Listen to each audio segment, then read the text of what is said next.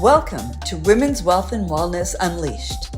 I'm Lori Falk, and together with my 4 powerhouse co-hosts and a slew of thought leaders and luminaries, we're bringing you a scintillating talk show style podcast that will disrupt the worlds of wealth and wellness as we know them today. We invite you to go on this journey with us as we offer you a paradigm shift that empowers you to change your approach to these key areas of your life. Join us for Women's Wealth and Wellness Unleashed, where the future of wealth and wellness begins with you. Well, hello and welcome back to Women's Wealth and Wellness Unleashed. I'm Susan Joyce Proctor, and I'm here today with my 4 co-hosts. And we're really excited to explore a topic today that is unfortunately all too timely. I know that you're not listening to this in October, but we're recording it in October.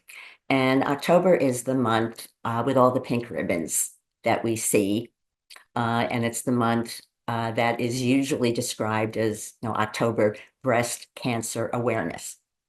And personally, for many years, I have taken the opportunity in October to do what I call a PSA of, like a little reality check about this particular situation. And I like to focus on breast health awareness because as we've been speaking about in, the earlier episodes that you probably watched if you came back for this one, we're very aware of the thinking and the beliefs that we have and the energy that we invite into our lives in terms of the outcomes that we create. And I think just aside from anything else, focusing on cancer is a kind of lousy choice. I much rather focus on health. And as an Ayurvedic practitioner and women's wellness kind of specialist for many years, I've done the same presentation every year in October. Really looking at what the actual causes are that support this situation of malignancy, because it's not a mystery. In our world, it's a very fear-based situation. Women are encouraged to be fearful of this thing striking them, and they have to get this painful, situation that exposes breast tissue to radiation. I mean, whoever thought that made sense? And most women haven't questioned it. I ask a lot of questions that other people don't. So I can just give you a quickie. Again, this is not medical advice, but just information that you can find for yourself, that there are actually some very clear things that contribute to the risk of breast malignancies. And a lot of them have to do with hormone imbalances. Some of those imbalances have to do with underlying toxicities. There are things that we can actually explore for ourselves and reverse some of those situations that could contribute to an eventual malignancy situation. And we don't have to live in fear about it. And we can educate ourselves. I invite everyone to explore thermography, which is a very safe, non-invasive screening technique that can identify potential malignancies before they form. So it can be preventive, whereas mammograms don't actually identify anything until there's a tumor. Again, wasn't my intention to do my full presentation here today, other than to introduce the topic, highlight, as we've been discussing, that unfortunately many women do opt for mammograms because they're covered by insurance rather than screening techniques that actually screen, that most of us are not educated about these very specific risks that some of us have explored. And that we don't need to live in fear about this. I deliberately did not wear pink today, but I am wearing green because both pink and green are colors that are associated with the heart chakra. And the heart chakra is the one that is associated with the breasts. So if we were going to spend hours exploring this today, we would explore the connection between, our self-love and our immune system and then our mammary glands. But for today, I'm just letting you know that there is a relationship among all of those things. And we wanted to delve a little deeper today. And fortunately, we have an unfortunate example right here in our group, because Lori unfortunately lost her mom to breast cancer. And that was the experience in her life, as she shared with us. That was the big wake up call about delving into the causes of things. And it led her to her work in epigenetics. So we thought this would be a really, like I said, unfortunately timely example for us to share with you about the wealth and wellness implications of these pink ribbons that many of us have never questioned. So, Lori, I know this is something that, has been kind of personal and raw for you. And you took the opportunity to sort of transmute that into an offering to the world. So I think we'd all love to hear a little bit more about that. Well, thank you, Susan. And I'm just going to say this is a tribute to my mom.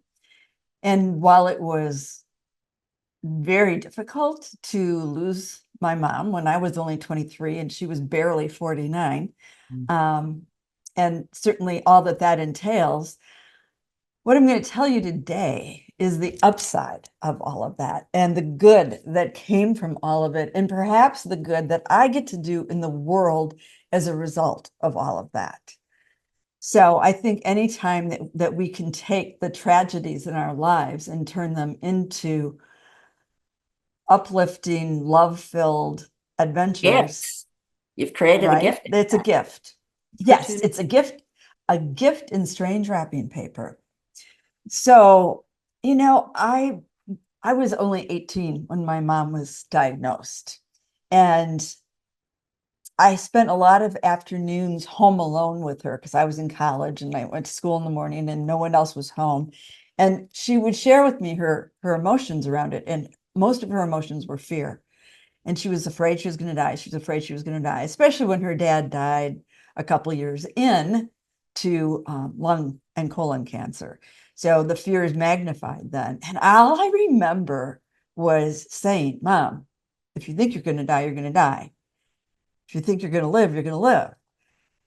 You've got to change your mindset. You've got to change your beliefs. Well, here I was, 18 years old. I don't think anybody was ever talking about epigenetics, but intuitively I was. I really, really, really was.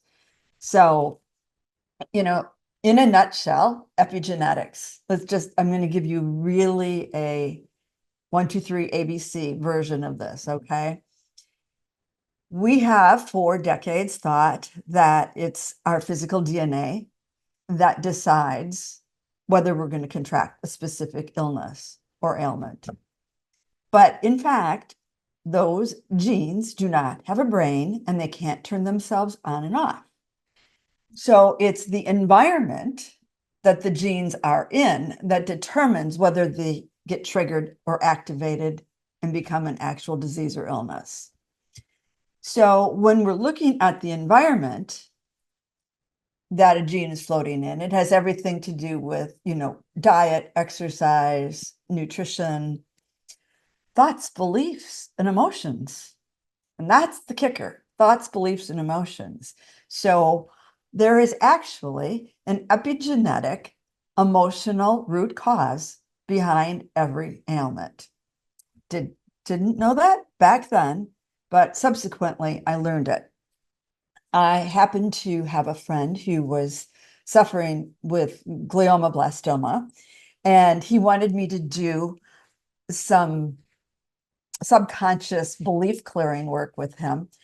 But by the time he came to me with his diagnosis, he had surgery the next week and was losing cognitive functioning. So I searched the world to try to find something that would help him. And I stumbled upon a website out of New Zealand, alternativecancercare.com. And we'll put that in the show notes so you'll have the exact URL. And it's something that you're going to really want to look at because it lists the top 40 cancers and the probable emotional root cause.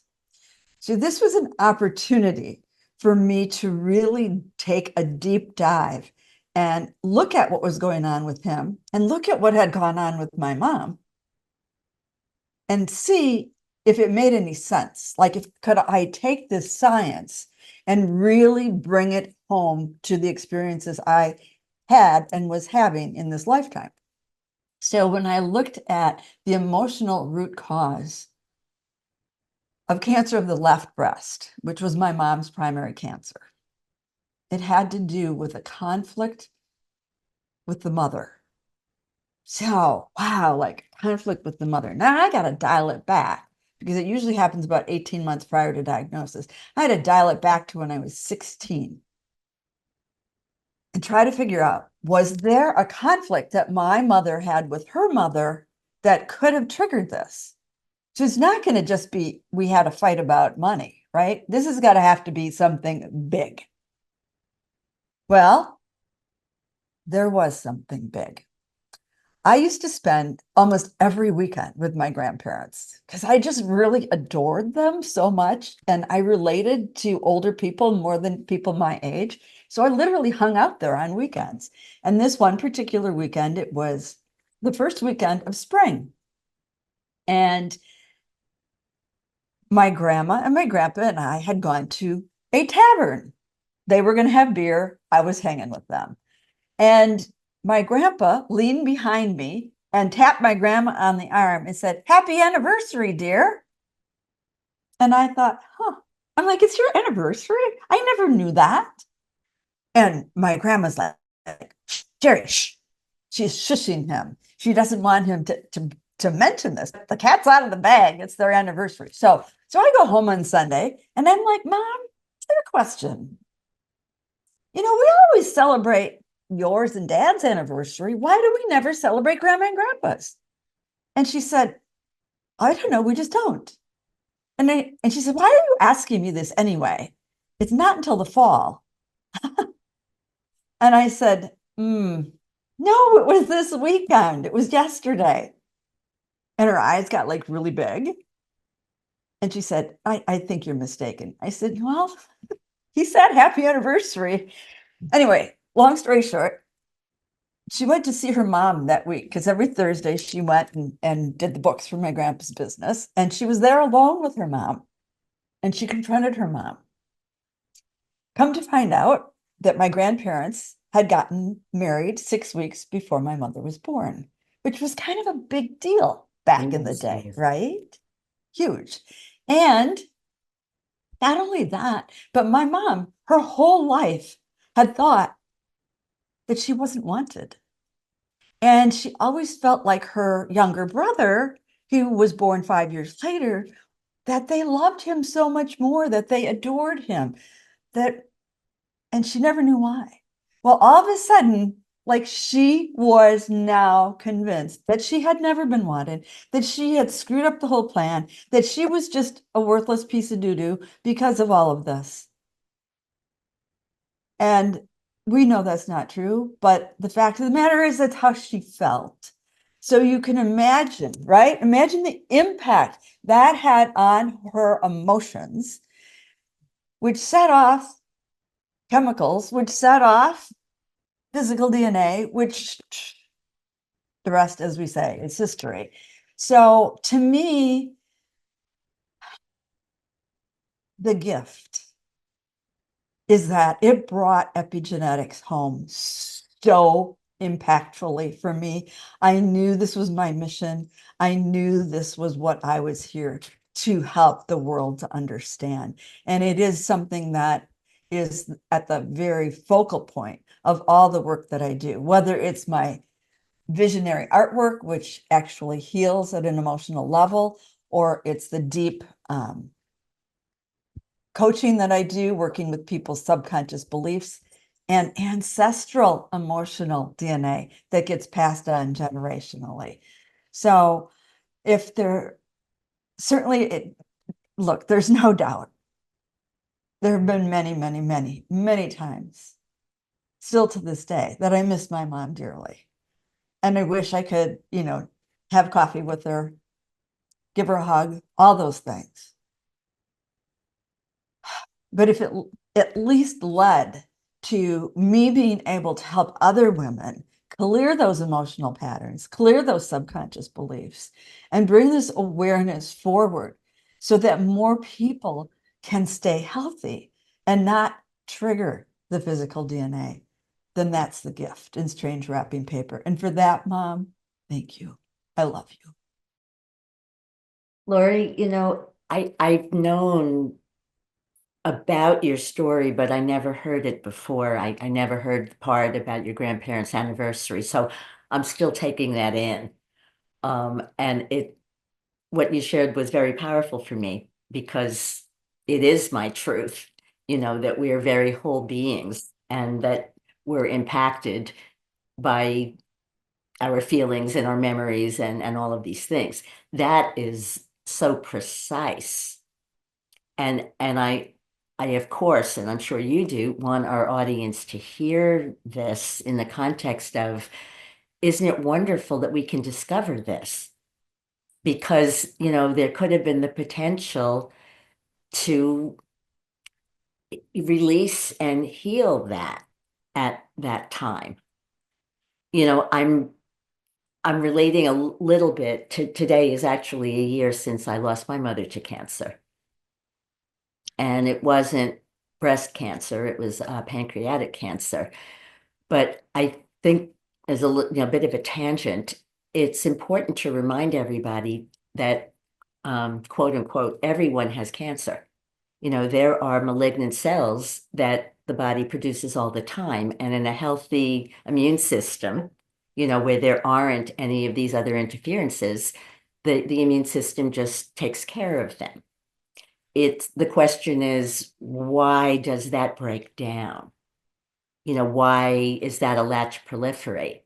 What you've shared is just really illuminating about the emotional aspects of it.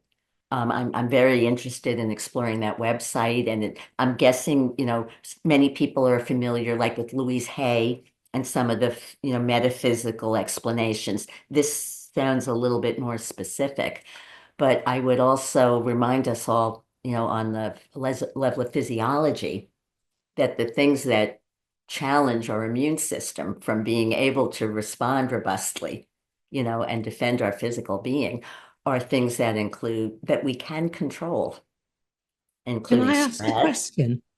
Yeah, can I ask Sure, a question? Can I ask a question? please.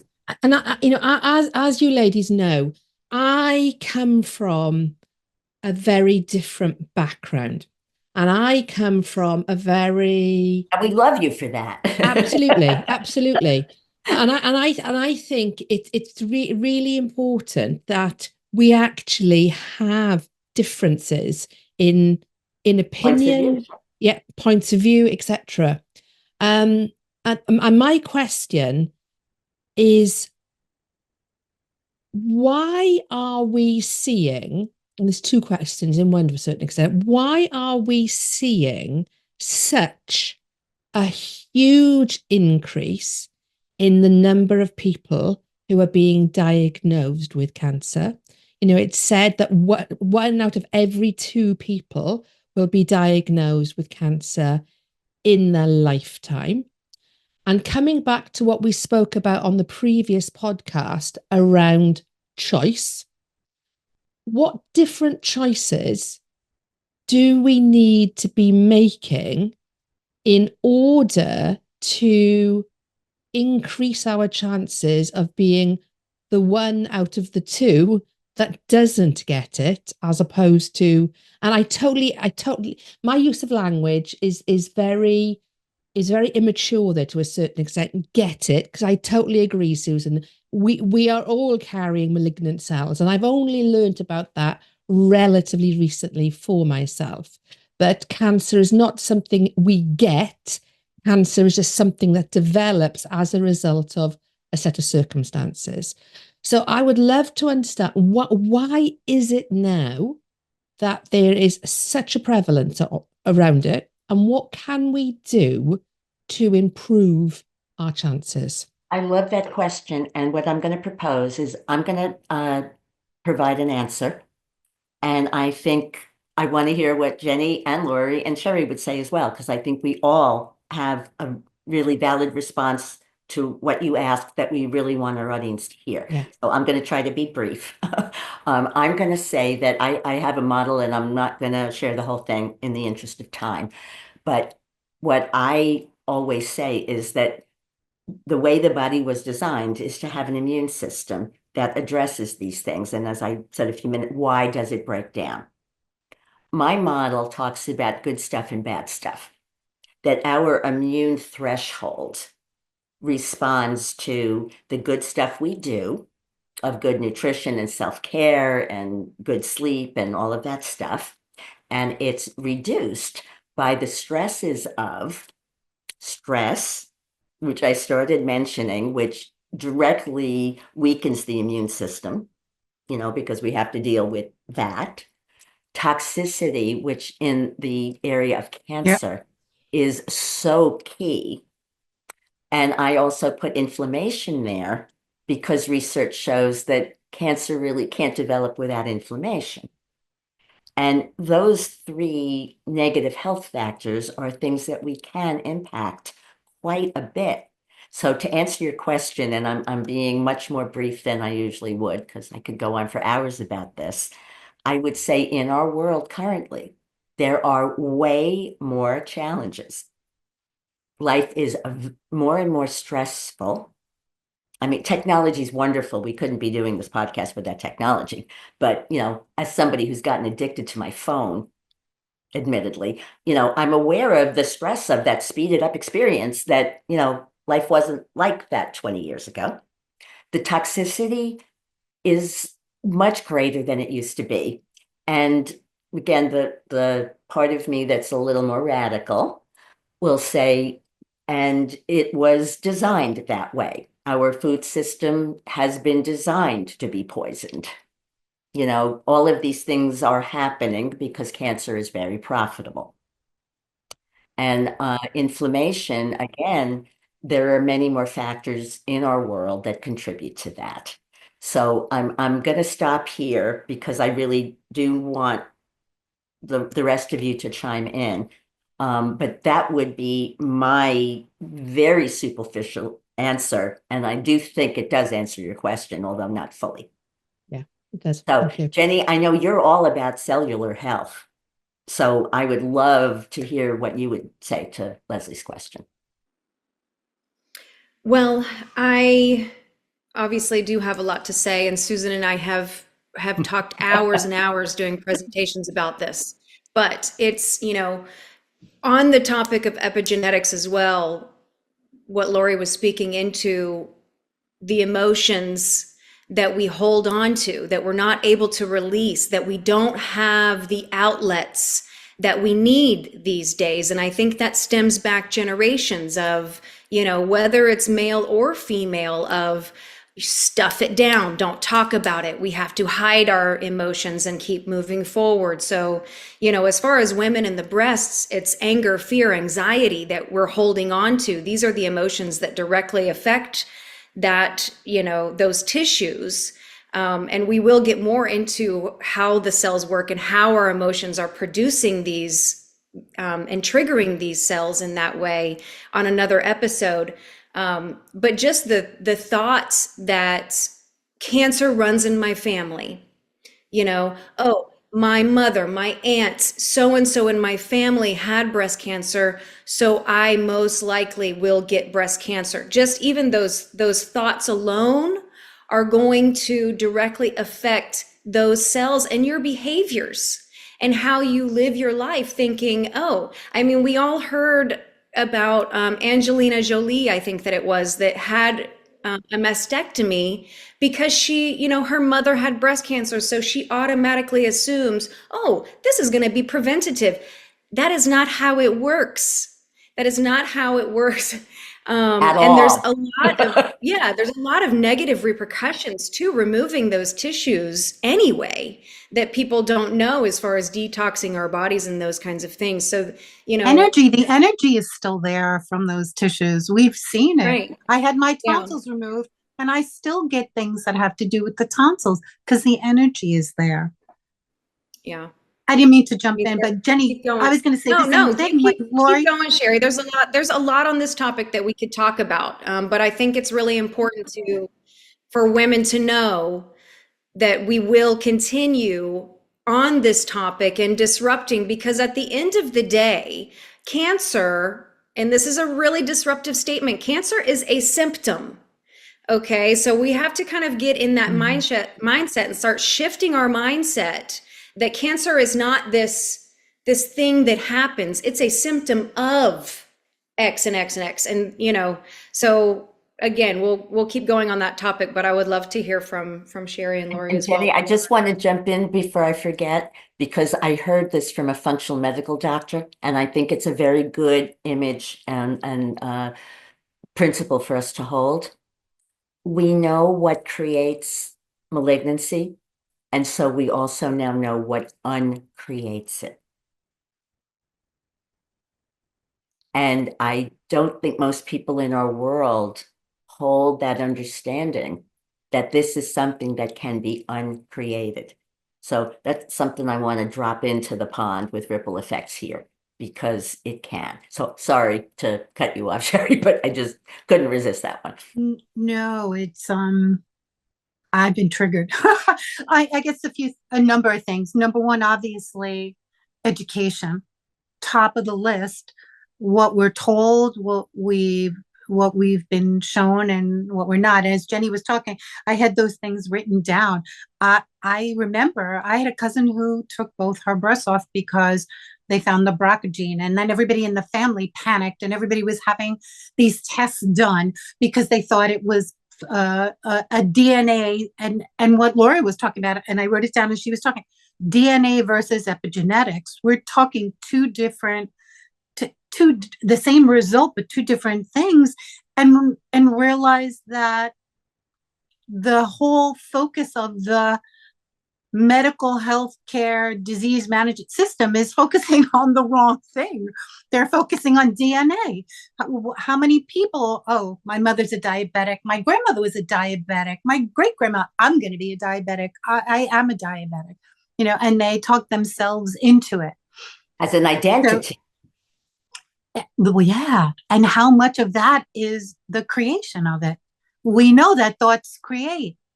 The other piece of it is, sad to say, but I've been saying this for years, there's too much money in cancer and disease. Yeah. Think about how the economy is set up all around the world based on that. So there's so much more that we can talk about. But to your question, Leslie, to your question too, I believe that, our body was created to heal itself. If we give it the right food, the right environment, the right thoughts, then the body will work to help and heal and correct those challenges that it's having. But we do live in a very toxic world, from 5G. We're on devices, we're on our phones, we have routers and computers and telephones and electric all around us.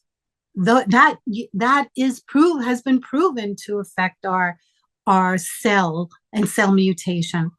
Yet it's still remember what we learned from Dr. Michael, that since Fukushima, everyone on the planet is suffering from extreme radiation poisoning. Yep, so because it got into the soil. Keep continuing.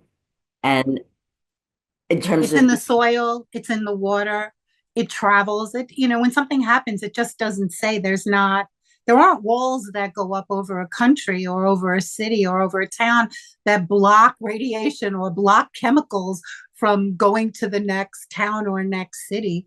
We know that they've been checking water and finding all kinds of chemicals and diseases and things that are happening there. The air we breathe, it really is so much. But the good thing is that we're aware of it now. Now we're asking questions. We're looking to find the information so that we can do the things we need to do to prevent, to help educate people to know what to do and what not to do. Absolutely. And I think the parallels we have here between wealth and wellness are, as a society, as a world, we have allowed ourselves, we look to somebody else to make us safe financially. We look to somebody else to provide the information that's going to protect our health. When actually the reality is, and I think that, this is our raison d'etre for creating this podcast, is nobody is coming to save us. We have to go out and find the information for ourselves. We then have a decision. We then have choices to make. And I think we have handed over our lives to people because we think they know more. They're a doctor, they're a chemist, they're a pharmacist, they're a surgeon, whatever they might be. They're a banker. They know so much information about different financial products. They're going to save me. When actually what we're saying here is there is so much more we don't know. We have to go and find it out.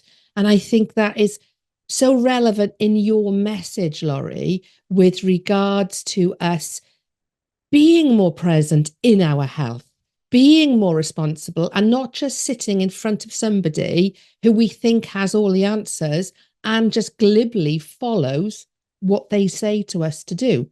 And I think from listening to you talking, and I'd love to hear your take on what everybody else has said, because I think it adds, because of your experience, it adds so much more to the Please wrap up conversation. for us. Absolutely. Happy to. I have two thoughts. Everything you guys already brought to the table. Yes, yes, and yes. Let's also look at the other elephant in the room, and the fact that 70% of the population is vaccinated. And since that has occurred in our world, on top of everything else, turbo cancers are on the rise. People going from an initial diagnosis to stage 4 in a month. So another topic for another day, but a very important one. Back to my field of expertise, epigenetics.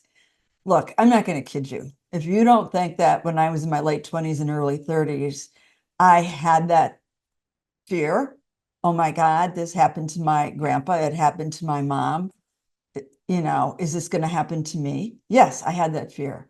And I knew, again, intrinsically, I knew I needed to get rid of it. And it was the learning and understanding of epigenetics that really helped me to move past that. And now I would say to all of you, you have a choice. 90 to 98% of the time, you are reacting based upon subconscious programs. Your thoughts, your emotions, all of that stuff that is then physically triggering the physical DNA. You are at a choice point. Now you know that's the stuff that trips it up. So do your emotional healing work. Please, I'm begging you, please, please, please do your emotional healing work. Clean that stuff up and be happy and enjoy your life and be healthy. It's possible. You can. And I'm here to help you, as are all of these amazing women.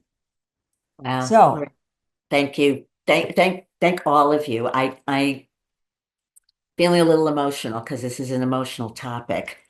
But I feel really good about what we shared today. I think this is appropriately thought-provoking and solution-oriented and asks the right questions. And we're going to be coming back with more and better ones, as I hope should be obvious from what we've shared so far. So thank you so much for being with us today, and we look forward to seeing you again very soon. thank you so much for joining us today on Women's Wealth and Wellness Unleashed, where we empower women to take control of the two most important areas of their life, their health and their wealth. If you enjoyed today's episode, be sure to subscribe, leave a review, and share it with another amazing woman who's ready to elevate her wealth and wellness journey. Stay connected with us by heading to our website and joining our Facebook community. All the details can be found in the show notes. Until next time, keep thriving and unleashing your highest potential.